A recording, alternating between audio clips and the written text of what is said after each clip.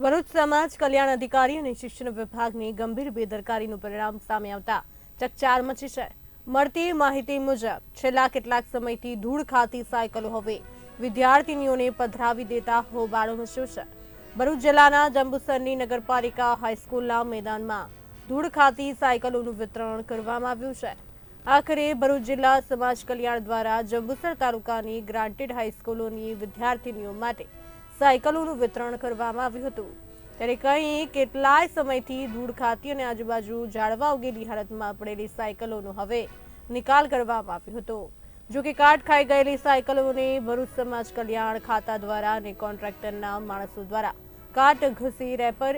કાટ ઘસી રિપેરિંગ કરી ગામડાની બાળાઓને વેટ ઉતારી થોપી દેવામાં આવી, જે સાયકલ વાલી કે વિદ્યાર્થીની પાસે જશે અને ચોક્કસ મરામત કરાવી સર્વિસ કરાવવી પડશે।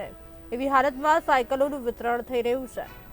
અત્રે નોંધનીય છે કે વર્ષ 2023થી 24ના વર્ષની સાયકલોની વર્ષ 2025માં વિતરણ થઈ રહ્યું છે, જે ભરૂચ સમાજ કલ્યાણ અધિકારી અને શિક્ષણ વિભાગની ગંભીર બેદરકારીનું પરિણામ છે।